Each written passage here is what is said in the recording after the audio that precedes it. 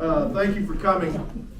Thought we would kind of talk a little bit about what it is that we're wanting to accomplish today, to discuss how we move forward. And we sent out, my office sent out some guidelines with regards to what it is that we're here to talk about today. Let me tell you what the origins of this bill are and what they aren't. There's a lot of folks that, particularly down in my neck of the woods, that believe that this is state preemption coming in to overturn a decision that was made with regards to a pipeline feeding into Valero that was going to run through Memphis. I think that it swung just south of the Mississippi border and ran out just south of my district.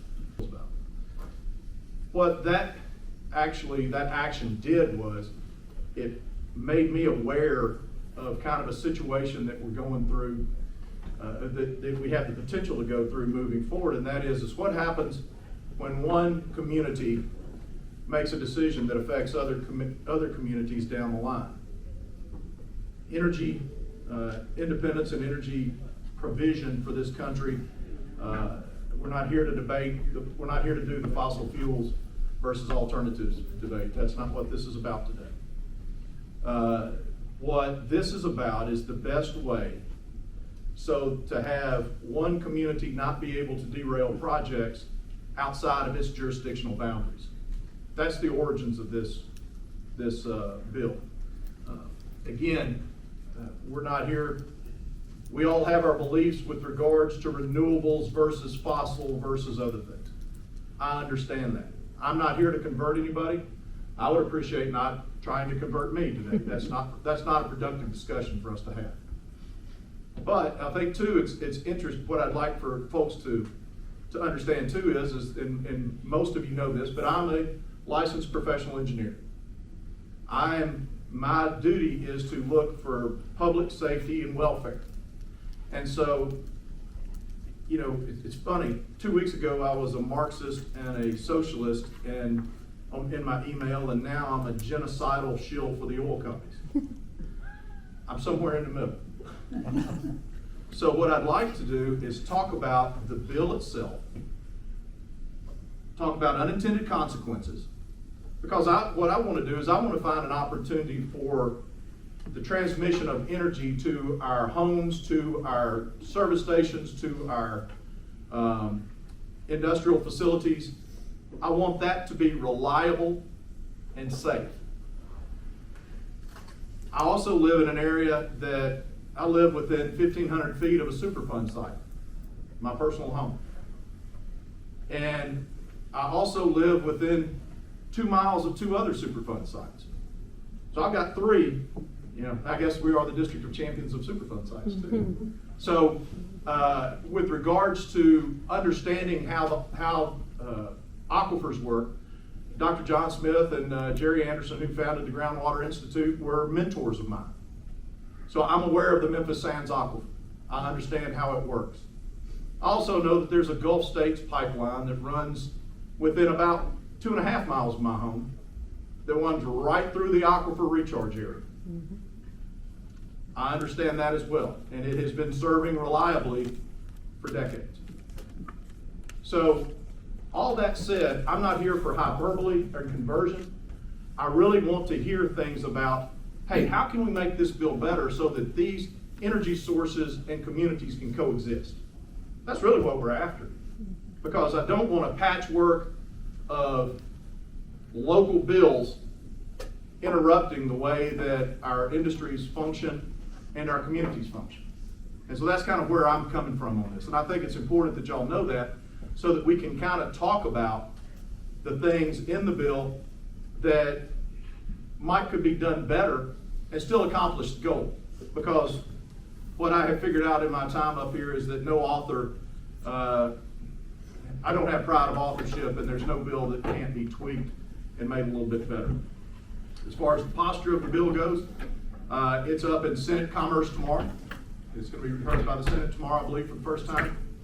And then it is on our calendar for a week from tomorrow, whatever amended version we have. The reason that I call this meeting today is because we needed to have it to where we could draft any amendments. Does everybody feel like it, ready to have a productive day? All right. What I was going to do is, I had heard what my office had done. If anybody, I'm going to talk to people who want to speak, and I'll give people 2 or 3 minutes to talk about stuff. And if you are on my list, that's great. And then after that, if you could raise your hand for any cleanup or whatever you want to do. If you hear something that you might have a problem with, or you have a different position on, if you could let us know that, and then we'll try to get all this and combine it and make our best attempt at satisfying as many people as we can, or improving it for as many people as we can, and not ruining it for as many people. How about that? Does that sound like a good deal? All righty, let's talk about this stuff. I'm going to start just in the way we've got them on the list, and if anybody has comments they'd like to make or express concerns, then we'll start there. Is Mike or Nathan here? Mike Krause or Nathan Ridley? Oh, they missed their turn. Justin Pearson. And introduce yourself and who you're with, Justin, and we'll go from there. Thank you. Good morning, Chairman Vaughan, other representatives on the committee, and stakeholders. I'm Justin J. Pearson, the president of MCAP, and appreciative of the opportunity to speak today. I am opposing the amended bill, HB 2246, which strips local governments across 95 different counties of their inherent power to protect their communities and ensure that companies who seek to build pipelines and other infrastructure do so safely. This law is the definition of government overreach and would leave every community vulnerable to the whims and desires of out-of-state or even foreign companies, oil and gas executives. Our safety as citizens of Tennessee should not be in the hands of industry. This bill would take away local powers that are needed in order to protect us from harm across all 95 of our counties. Now, we share similar values, and we come from a similar district. Across race and across class in Tennessee, I believe in the values of the right to local control, our God-given right to self-determination, and the protection of our property and our resources is vital. Now, I think our values matter more than billion-dollar companies' interests, whether they be from Texas or foreign companies, who would like to see our county mayors, our county commissioners toothless and powerless against them. If their plans put people's farmland, put reservoirs, well fields in danger, their risky crude oil pipelines or gas pipelines would take precedent over people's needs. And that's part of the challenge with this legislation, because local control of zoning as it relates to these projects matters. Local control matters in this bill, as it's currently drafted, eliminates local control on behalf of crude oil pipeline companies or explosive gas company executives' intention that they might do what's better for Tennesseans and people we elect at the county level, who we expect to do good by us. Now, the idea that these executives put their profit motives second to our community's needs and desires is incorrect. I don't think they're going to care more than our county mayors. I don't think they're going to care more than our county commissioners. There are not enough amendments possible that can make this legislation, which is crafted behind closed doors with industry, as was shared in the subcommittee, yet without we the people's input or many of our elected leaders' input. This legislation has been sprung on us, and this esteemed body of people, the representatives and senators, with very little time for input or review or study to make this a viable bill or law. In fact, we've had representatives and senators seek our guidance just to see the amended version of the bill, because it hasn't been easily accessible. Now, we need and we want energy.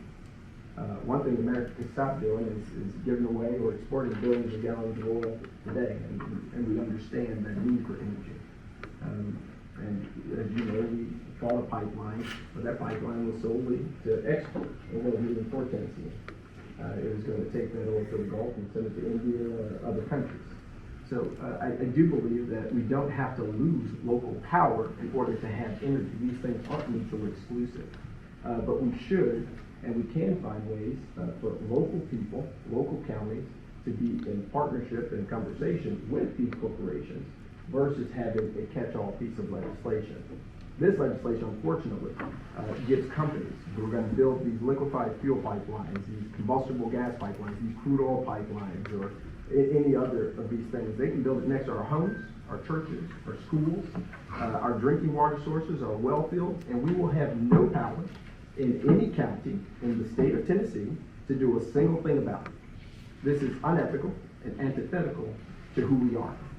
Power should remain local and in the hands of the people we elect in our counties to serve by working with these companies and to ensure that we have the safest and most valuable processes for their particular community. We should not have to sacrifice our independence and our personal freedoms for out-of-state and foreign companies' ability to trample over local communities. Unfortunately, I believe this bill will take away local control and local power and allow big companies to govern in Tennessee and not allow the people we elect to govern. I believe this legislation is an abdication of our inherited values to care for local power and our God-given rights of self-determination and our ability to protect property and vital resources. And I'll end here that a great Republican president said that this nation under God shall have a new birth of freedom, and the government of the people, by the people, shall not perish from the earth. Not a government of the pipeline executives, but of the people. And the people have had very little time in this process to be able to participate in a meaningful and effective way due to the way this legislation has been brought forth, and it takes away our power of local control, which is vitally important to our democracy. Thank you. So I've got you as no amendment comment. That's kind of what I took. I mean, there aren't enough amendments, I think, to help make this legislation better, just the way that it has been presented. Okay, well, I will say. Legislation that actually takes in more community voice in addition to getting input from different stakeholders would be better versus the way that this one was presented, where you have a cash level bill that looks one way, and there just hasn't been enough time or research for us to be able to really look at this to see what could be possible to allow the coexistence of local control and power as it relates to the way these pipeline projects are, while still meeting the needs of our communities. All right, we've got your commentary. Where's George Nolan? Right here. Hey, George, what have you got for us? First of all, thank you, Chairman Vaughan, for organizing this meeting. I'm George Nolan, and I'm a lawyer with the Southern Environmental Law Center. I'm also a cattle farmer and a rural landowner. I raised cows with my brother in Vaughan, Tennessee. I grew up in Dixon County, and I went to public schools there in Dixon. As a lawyer and native Tennessean, I'm very concerned about the broad impact that this bill will have on local governments across our state. If it's passed in its current form, it will affect every county commission, city, local water authority in all 95 counties. And it will tell them that anytime an out-of-state high-pressure crude oil pipeline, a petroleum or methane gas pipeline is going to come through their community, they will have no say in where that infrastructure is placed. And it's important for local government to have a say in what happens in their community because, unfortunately, over time, pipelines and storage tanks are prone to leaks and ruptures. They can pollute drinking water and sometimes even explode. For example, in my home county of Dixon,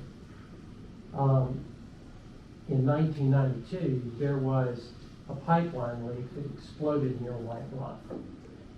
And the explosion shot flames 200 feet in the air. It blackened 400 acres of rolling farmland.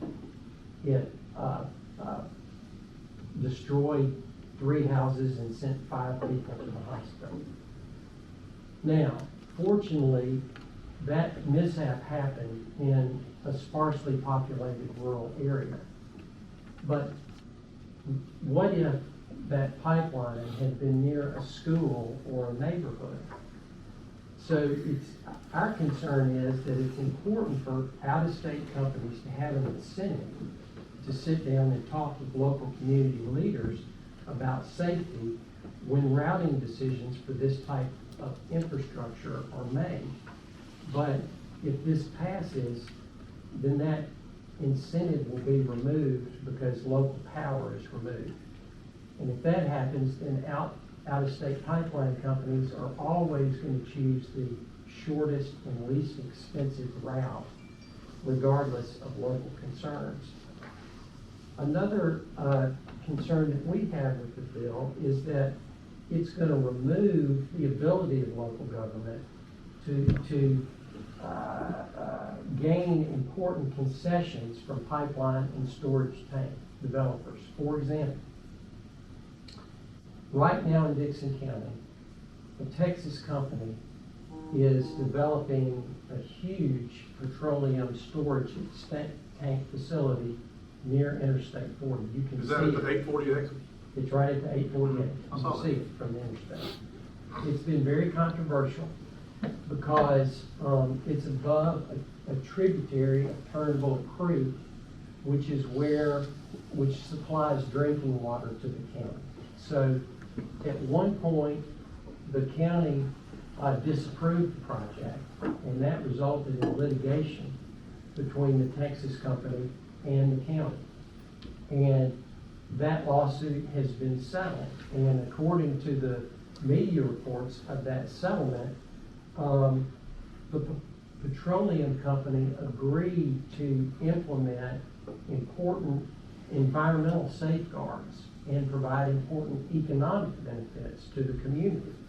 The developer agreed to do additional water testing and implement spill containment methods.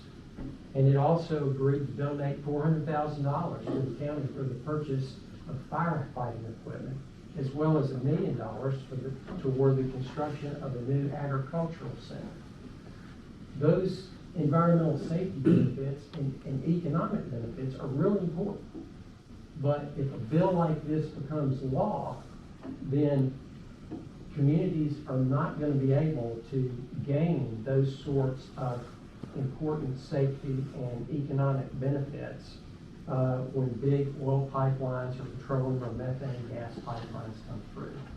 So, that's an example of the fact that the system presently is working well.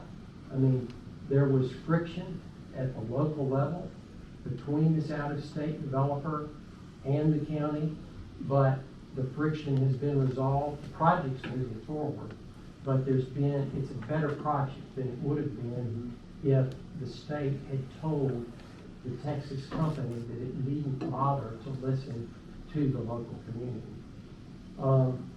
There's also a concern about how we regulate our drinking water sources in Tennessee.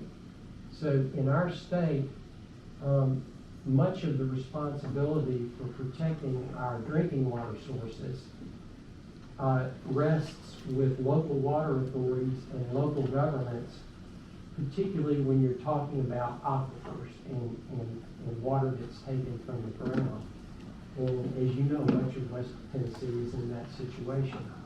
And so we're concerned that this bill is so broadly worded that it would basically upend that system of groundwater protection, drinking water protection.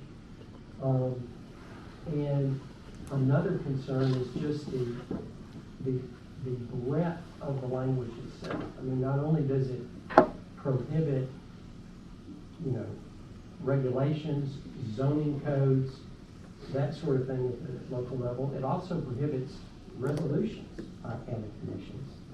So if a methane gas pipeline was going to come within 50 feet of a school, according to the pipeline developer, the county couldn't even pass a non-binding resolution saying we don't want this pipeline so close to that school, and then go show it to the Federal Energy Regulatory Commission, for example, which regulates interstate methane gas pipelines.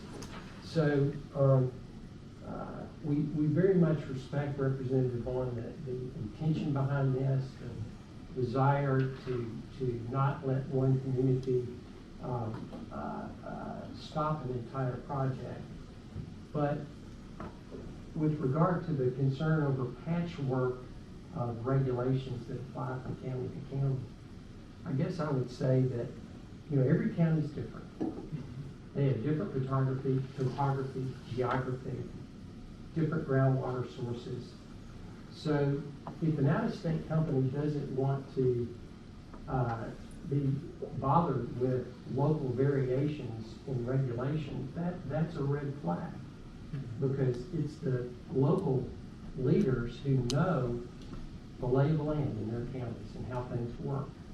And we want a system where these companies have an incentive to sit down with maps and talk to the local folks about, you know, where their water sources are and their schools and hospitals are. So I really appreciate you giving me the time to speak. Thank you. No, thank you. I appreciate it. You bring some valid points and something we'll continue to look at. All right, so where is Sarah? Right here. Hey, Sarah. Hello. Ready for me? Oh, All right. yeah. Okay. Hey, everybody. Sarah Houston. I'm the Executive Director of Protect Our Aquifer. And I also formerly held the position of Associate Director at the University of Memphis's Research Center, CSER, where they did a lot of really leading aquifer research science at the University of Memphis. And I am a chosen Tennessean. I'm actually from Houston, Texas, so very familiar with oil and gas regulations, and we have a lot on the local level in Houston, but I'm thankful to now call Tennessee home. And I appreciate your comments starting off this meeting about, you know, the source of drinking water in Collierville and really West Tennessee is very unique. We have this massive aquifer system that spans 8 states, and Collierville and really a huge portion of West Tennessee sits on what's called the recharge zone, and that's where the sands come to the surface. There's a very direct connection with what happens on the land and what kind of contaminants and rainwater can actually filter down into our aquifer system. So I'm going to start off my story a little bit actually when I was at CSER. So when I was there, we met with Plains All American, which is one of the joint venture companies in the Byhalia pipeline, back late 2019 when the project was first being proposed.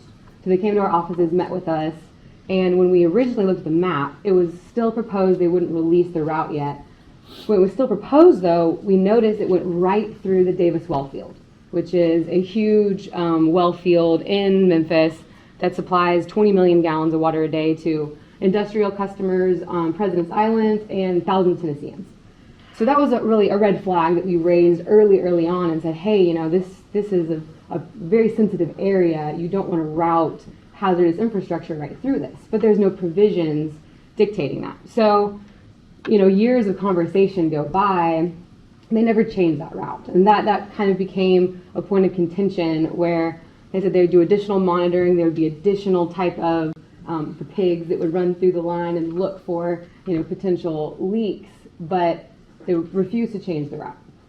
And as the year went on, I ended up taking this position, so I'm very thankful to be able to kind of bridge the policy, the science, and the management, and really looking at these types of things comprehensively. And throughout the years, really was talking about how our water source is so different from the rest of the state. And 2 key permits that Byhalia needed, one was Army Corps of Engineers Nationwide 12 permit, the other one was TDEC's ARAP permit. And both of those looked at surface water impacts and wetland impacts. Nothing took into account groundwater, our drinking water supply, well fields, nothing. And so, you know, we tried to make comments that would bring that to light, but in the regulatory scheme at the federal and state level, there was no potential to account for our groundwater. And so that, you know, was a big regulatory gap that appeared throughout this process. And so, you know, fast forward July of this past year, Byhalia withdrew their project, they withdrew their permits, but we saw that the job for us wasn't done because we needed to be able to take into account these very sensitive areas that supply drinking water. And you mentioned the, you know, the Superfund sites in Collierville, the Carrier air conditioning plant and Smalley Piper, the 2 that are right next door to each other. They were sited next to Collierville's municipal well field. And that happened before there was a wellhead protection plan, before there was a wellhead overlay district. And so they put these projects in where we eventually had leaks, we had mismanagement of these toxic chemicals, that had led to contamination of the drinking water supply, and they had to shut down the Collierville well field. So that municipal well field has been completely, taken offline and is now under remediation. And so there's new talks of having a new well field be built, which is a cost of taxpayers. That is a local cost to our municipal government. We've got more than one well field. We have 2 well fields, and there's a second one that's actually being built up south of Non-Con Creek. And that's because they needed additional capacity because that other one had to be closed down. So, with that being said, there's a need for that local level of regulation, specifically when it comes to our aquifer and our drinking water system. There are no laws that dictate that. And if Byhalia were to come through and there was a standing law that said, hey, you can't route through well fields, they would know that when choosing and dictating the route. And I wanted to put a point of clarification that, in the legislation, in the proposed bill, there's this de facto prohibition. And I'm concerned with that because it is very loose. It's kind of, there's a there's a fee if it's too much of a burden. It's kind of a loose language. And in the laws that have been passed at the county and Memphis City level, there are special use permit provisions. So they can still route, next to schools, parks, churches. They can still route through well fields, but they have to get an additional level of permits to do so. And so that type of, additional regulation is not a de facto prohibition. So I think that language in the legislation definitely needs some work. And also on the, I'm apprehensive to propose amendments because the whole picture is removing local control. And we've heard from other folks, I'm sure we're going to hear from more of y'all today, that is of concern. When it comes to potential, amendments, the de facto prohibition language is very concerning. The, inability to have any type of wellhead protection plan, or, the actual siting of this type of hazardous infrastructure, that's just a best management practice. When you're talking about, yes? I was just going to ask you, is wellhead protection not considered in zoning ordinances in Shelby County? It is, yes. The wellhead protection plan is a EPA and TDEC program. The local utilities have to produce those plans. And then there's a provision in there that says it's best if you have a zoning law to make sure you're not putting in hazardous infrastructure in these areas. And Memphis never had a zoning law. Collierville, Millington, Bartlett, and Germantown, they have them. Some are enforced, some are not. Some have been on the books for a couple years, some have been on the books for a couple decades. Memphis never had that. They never had a local zoning law. And so this was a brand new law. It was an overdue law. We've got some serious contamination issues in Shelby County, as you know, in your district, but really across the board. And so this type of zoning laws is critical for what our smart, responsible growth looks like moving forward. We're kind of paying our debts from previous decisions that have really led to a lot of contamination issues that we didn't have this type of, overlay district in place. And so having that moving forward is just critical to taking into account our drinking water supply that is world-renowned as a really pure source, and our industrial users love it because they don't need to treat it, or they use very minimal treatment, and they're using it for their industrial processes all throughout West Tennessee. So it's really critical to keep that water clean for them and also for drinking water supply. Having that type of local zoning is just crucial, and I don't know how to fit that into what this bill proposes, but that to me is, a key issue.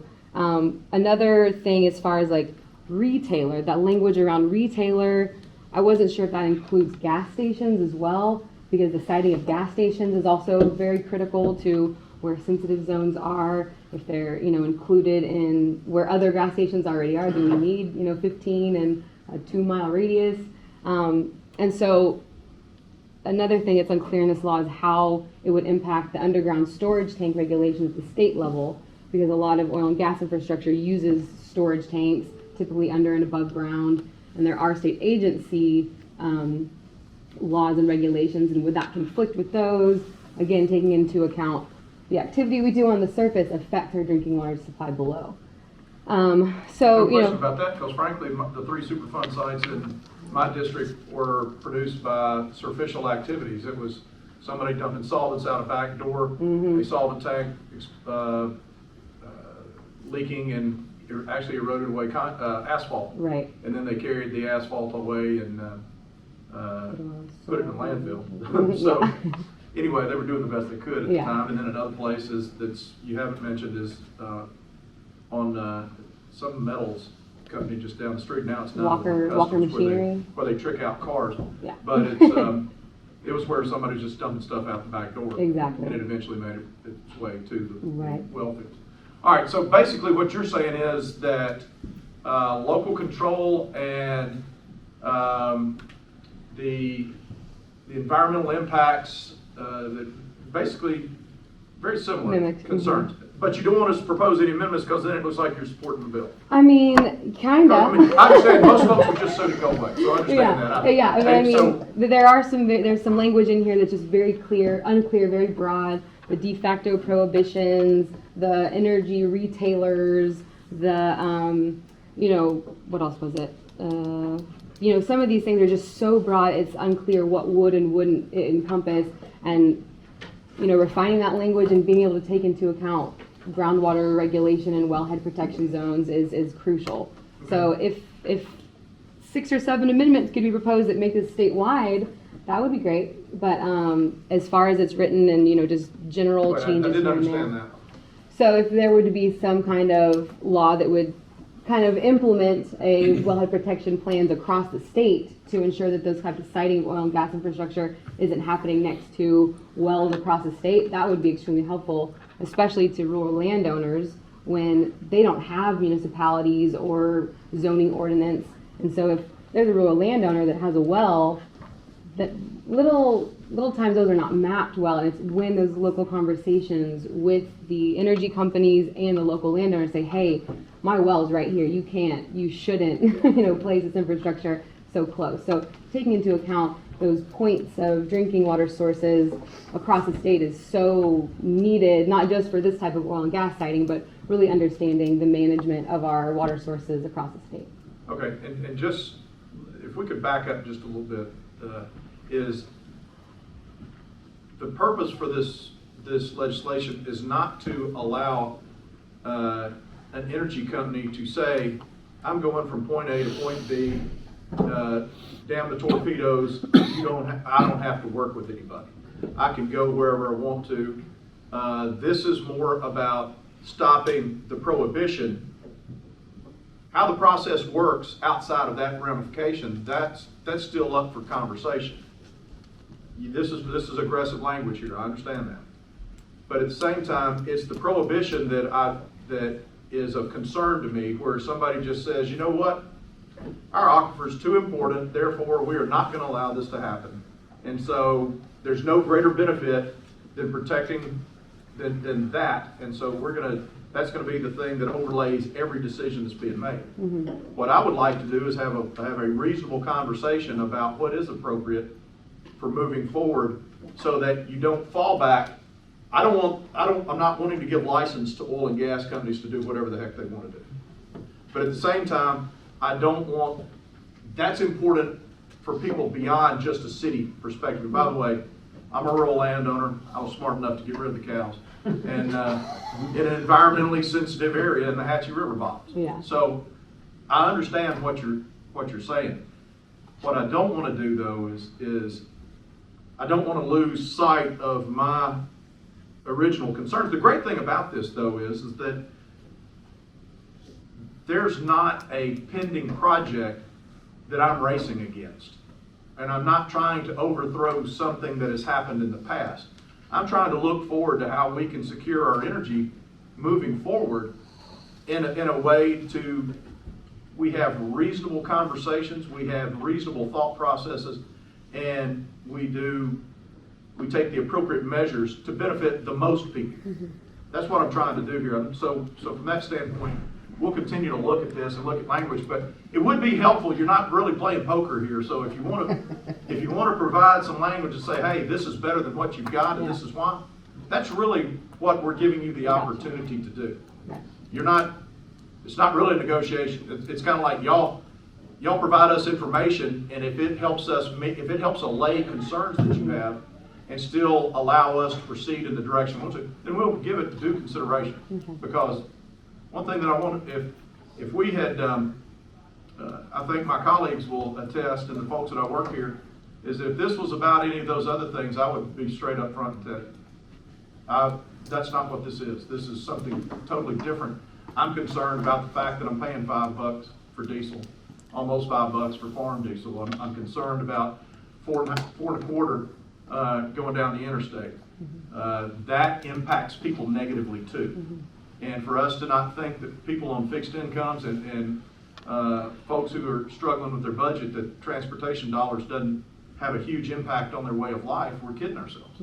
And so how we build a system from this point forward and not ignore that local decisions do have systemic and systematic impacts across a broader array, I think we've got to look at that, and that's what we're trying to do here. But anyway, we're going to move on. Thanks for those comments. There's the prohibition clause. The only thing I'd add is, looking at the laws we did pass at Shelby County and Memphis, they're not prohibition. So looking at the special use permit provisions does allow the siting of oil and gas. I just want to look into that and what kind of phrasing could be changed in the de facto prohibition clause in this law. Okay, and again, I'm not trying to replay that down. That's, that is what has happened. Thank you for your time. Appreciate it. Where's Robert Connor? Right here. Hey, Robert. Thank you, Mr. Chairman. For everyone, I'm a local landowner here in the state of Tennessee.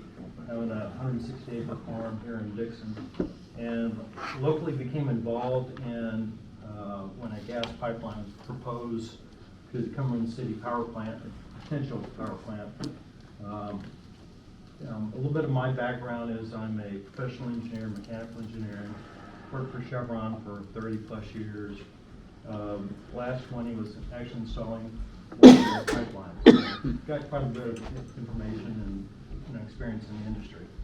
When I got involved in this particular project, Kinder Morgan is a local gas pipeline company proposing, and they're doing, and actually positively went forward in holding meetings to discuss the pipeline alignment, where the pipeline is going to be located. And most of my experience has been installing pipelines overseas or repairing pipelines overseas, so it's interested to go forward. Across my land, mostly it's just farming, so I'm not hugely impacted. You're worrying about how deep the pipeline's going to be buried, if you're farming across the pipeline right away, what's going to happen. But as I looked, some of my neighbors were impacted. In fact, one neighbor home is within 50 feet of the proposed pipeline alignment. When I talked with Kinder Morgan about that, they indicated their pipeline right-of-way is 50 feet. That's their general standard. The pipeline should be buried in the middle of it. It's 25 foot from either side. For myself, I looked into the safety aspects on pipelines. Most gas pipelines here in the state of Tennessee are operated at about 600 PSI. In the case of a leak, and for instance, the one we had in White Bluff in 1992, from like a 20-inch pipeline, somewhere around 300 feet of damage and radius from that fire, everything's going to be incinerated. If it's a larger pipeline, as 30 inches proposed for the Cumberland City pipeline, the gas plant, about 500 to 600 feet.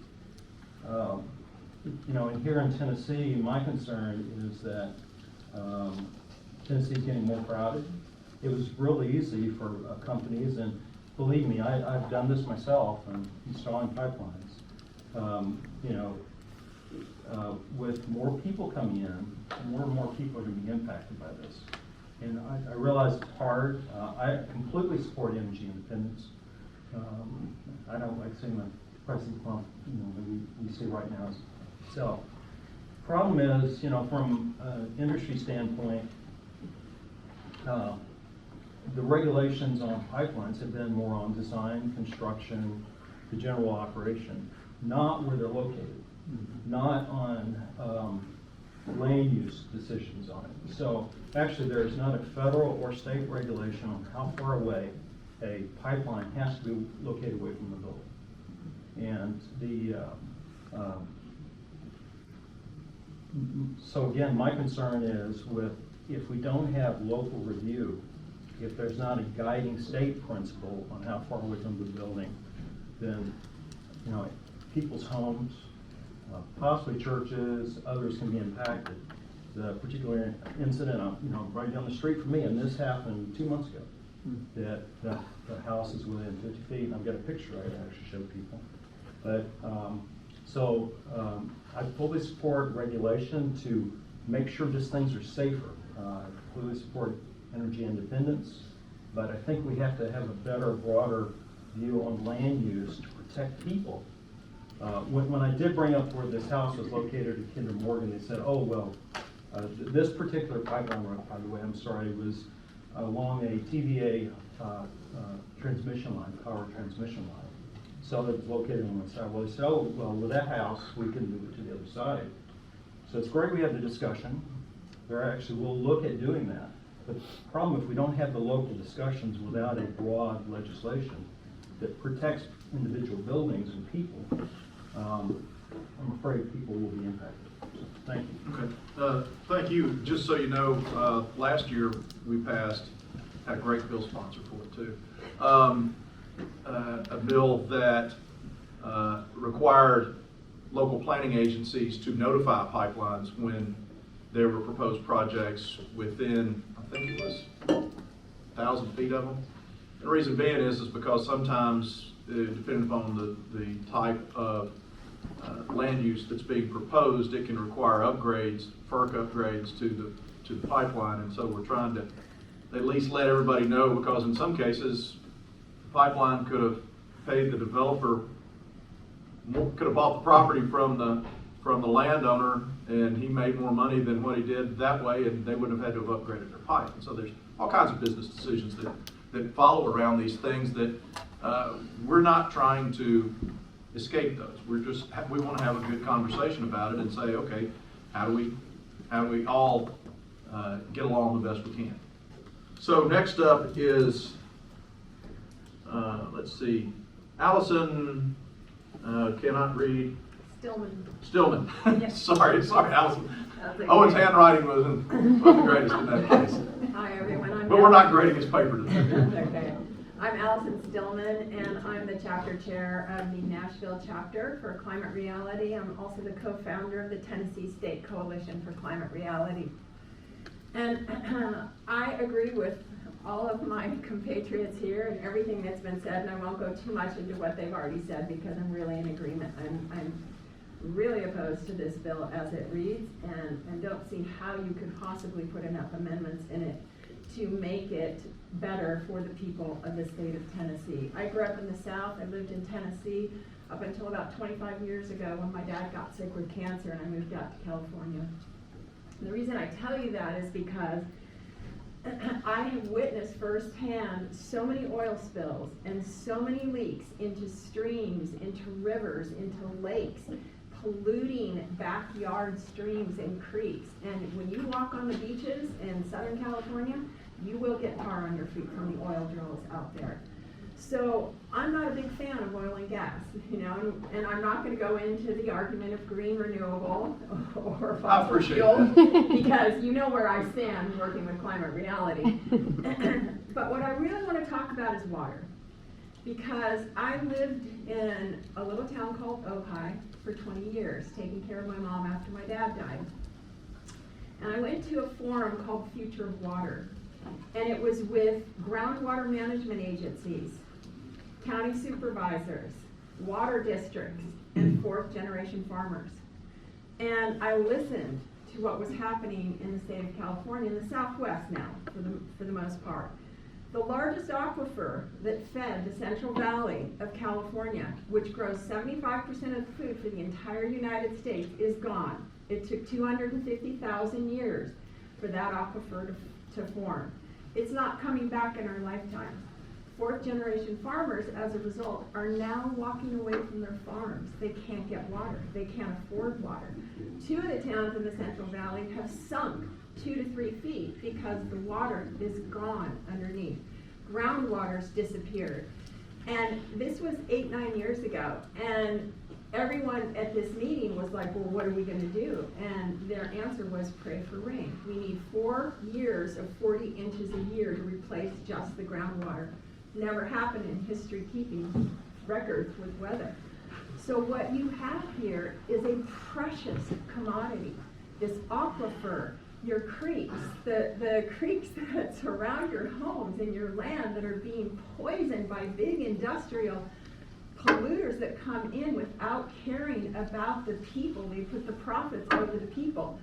This aquifer is the most precious thing that you have in the state of Tennessee.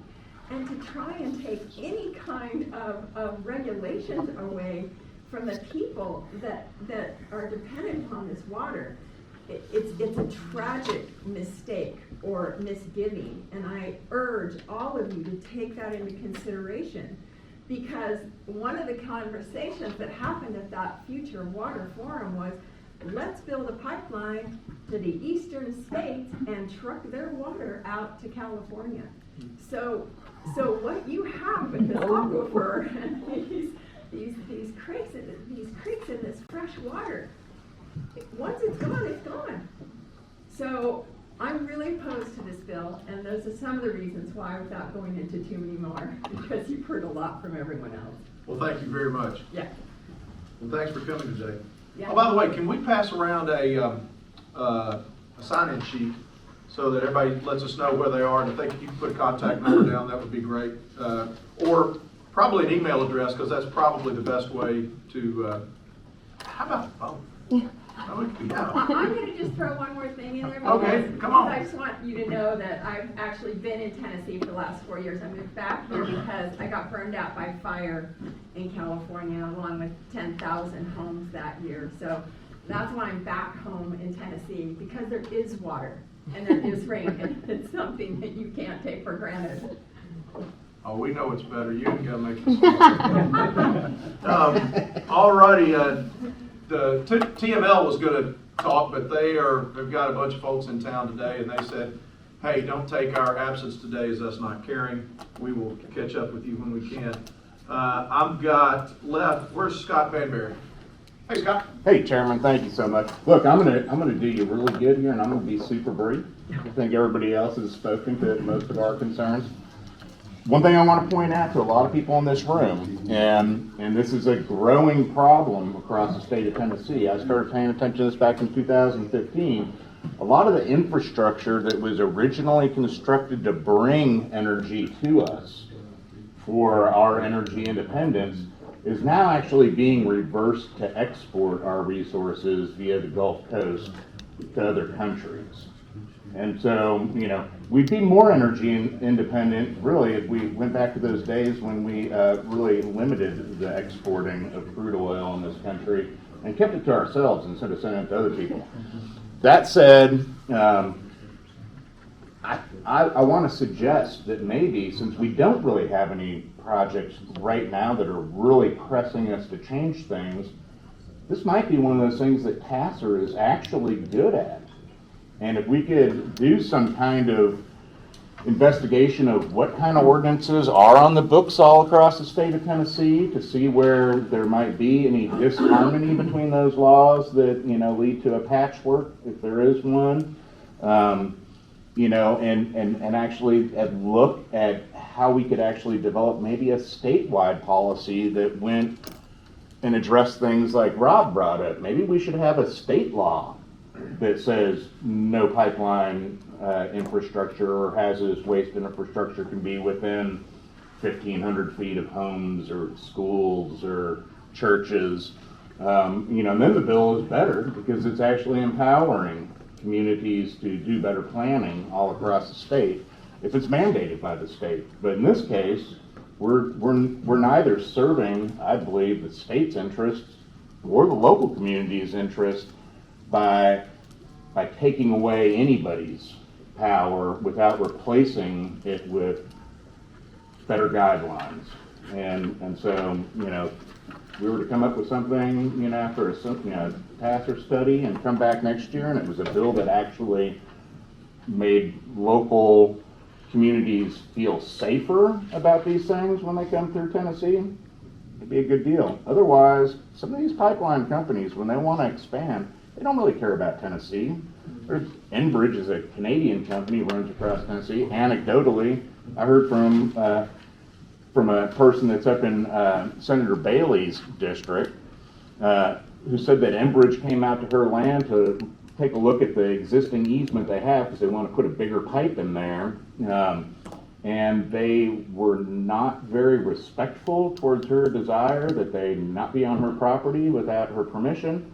And she had words with him. Well, she ran into this engineer. He's actually from Texas, but he's working for this Canadian company. She ran into him at the grocery store because he's staying locally. And he takes her aside and said, "You watch out, because this Canadian company does not care about you or your rights. You make sure that they treat you in a way that respects your property rights." And in her case, I went out to the property where they're operating. Timber had grown up right up next to their easement, and now they're saying that timber's got to come down. Is she going to get the money that she deserves to get from that timber, or are they going to come out with a front hoe and push her trees over and give them ring shake and destroy the value of the lumber? And we just need to have some things in place, I think, that protect the people of Tennessee as opposed to furthering the rights of the often, almost all the time, out of state at least, if not international companies. So thank you for that opportunity to speak. Yes, sir. No, thank you. Thank you for well thought, good articulation of your thoughts on that. Let's see, and we're going to conclude the speakers that we've got. That doesn't mean we've still got the room. Where's Mike and Nathan? Or I saw Nathan. There's Nathan. Are you just signed up to attend and listen? Are you listening loudly? I'm here, Mr. Chairman. Thank you. Mike Krause and I represent the Tennessee Solar Energy Industries Association. We're just sort of interested observers. You have a sentence in your bill we'd like to talk to you about where you said it doesn't apply to the statute, the proposed legislation doesn't apply to solar facilities. I don't have any formal remarks today, just wanted to learn and listen. Yeah, and I'm sorry. I was tardy and I apologize. No, that's okay. We'll discuss that, but I'm just going to tell you in general that when I see the mirrors and the windmills, I just get sad. I'm just going to tell you. I understand what they're doing, but I see those as being a blight on the landscape. We can talk about it later. I think there's a significant difference between wind power and solar power, and we can have other conversation about that. All right. Does anybody else have anything they want to contribute? Yes, sir, and please identify yourself. My name is Dr. Carl Richards. I'm here representing the water quality group of the Tennessee chapter of the Sierra Club. I'm a retired senior executive service member of the federal government, and in that role I was a director of a division within the U.S. Environmental Protection Agency. I worked over research and development of water quality issues. I just wanted to point out that the Sierra Club, we represent over close to 8,000 members across the state, all 95 counties, and it's a group of people that are very interested in sensible environmental development of our natural resources across the state, not just all the way to east through west. And this group, as Scott pointed out, we're extremely concerned about this proposed legislation. I personally have been involved in a number of circumstances across the country where there have been spills or incidents circulating around gas and oil pipelines. It's been reported, the industry self-reports over 8,000 of these over the last 25 years across the country. And these are only the big ones, where someone gets sent to the hospital or there's a significant spill or over $50,000 in costs of fixing things. The science of fixing a spilled spot, and no matter how big it is, small or large, you hear about the big ones, but you don't hear about the little ones. They're incredibly expensive. You don't get all of the oil back up. You don't get the oil back out of the lake or stream. You get about, maybe if you're lucky, you get half of it out, and there still is a significant impact. Oil and gas pipelines are important, but that's not to say that oil and gas pipelines don't have problems. It comes down to operators, bad equipment, materials go bad, all sorts of incidents. So just want to dispel that there's no cost associated with that, with the pipelines, the compressor facilities, the intake, outtake, all the pipes associated with these things. and it's very expensive. Siting, as has been pointed out, can oftentimes be a big problem, and this is covered within several federal statutes or laws. And the TDEC actually does an excellent job, I think, in overseeing the parts of those laws which fall to their jurisdiction within the state of Tennessee. But there is a lot of stuff that they don't really get a chance to comment on, as has been pointed out. The Federal Energy Regulatory Commission, the nationwide 12 permit system, the Clean Water Act, the Clean Air Act, the Clean Safe Drinking Water Act. There's a number of federal laws in place that are put there theoretically to deal with all of these issues that we see in our own backyards. But I'm here to say, having been in federal government and seen a lot of these things, that guess what? All those federal agencies don't necessarily talk. There is this patchwork, as Scott said, of federal laws, but there are big cracks between them. Perfect example of that was the drinking water situation in western Tennessee. There just was no federal laws to force the state to look at something. And so there were issues that came up, big issues, significant issues. But I also want to point out, in my local community, there had been a discussion around the siting of a gas station, service station, where I actually put my own gas into my tank. But this law, as I understand it, would cover everything from a drop of crude oil coming out of the ground to being distributed and then ending up in the nozzle that goes into my car. The issue I want to speak of is there was a block in our community, and within that block, within a mile and a half or so, there's like 15 gas stations. The community felt that a new gas station that was going to come into a particular busy corner didn't need to be there, that there were other places. There was plenty of fuel options, and there were other places for that purposeful piece of land that could be used for something else. There was a long discussion. It caused the company involved to have to do several redesigns, and eventually came up with a reasonable compromise with the city leaders who were involved in this, and moving it over a ways, leaving that property open for other things. As I read it, this amendment right now would preclude any kind of local involvement and voices in terms of placement of a gas station. Geez, that is just overly broad. So back up to the point, having seen it, the federal laws and TDEC just don't have the ability to deal with a lot of these problems, and I really believe that it's local entities, whatever they may be, that have an eye that can help and lead and discuss things before they happen. We talk about the legacy of pollution that exists across our state, across every metropolitan area in the country. It's legacy. Most of that was not done by bad actors. It was done by people who were following the laws of the day. So those laws are always catching up so that we understand better about what happens. So here's just an opportunity not to pass a bad law that I think that really causes Tennessee citizens not being able to comment and interact with what happens in their backyard. Thank you. All right, thank you, Doc. Anybody else? Speak now or forever hold your peace. I'm sure that you don't really have to hold your peace already. That's the way this place works. Okay, so what I would like for y'all to know is that I'm going to go back, give this some thought, see how we can address some of the issues that you've brought up, because there have been some reasonable points made with regards to the language, and something that I would let all of you know is that you'll find that legislators are rarely married to their bills. Sometimes we don't even date them very long.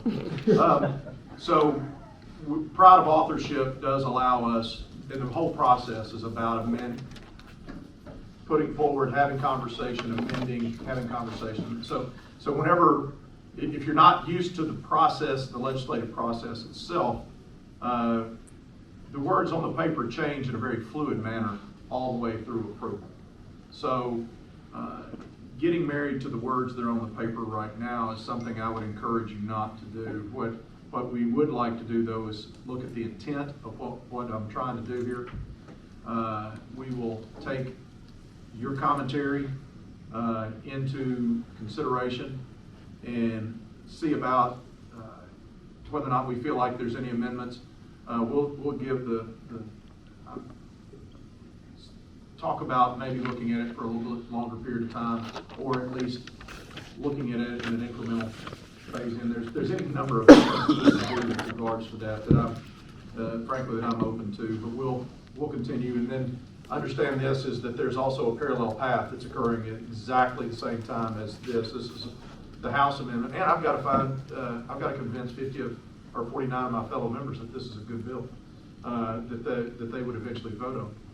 But there's a parallel path happening in the Senate right now, and so they're also going to be considering this legislation. And at some point in time in the future, we're going to have to come together and get it resolved between the two of us what language we feel the most strongly about. So that's kind of where we are, kind of the process we're engaging in. I want to say thank you all for coming and the participation that you put forward.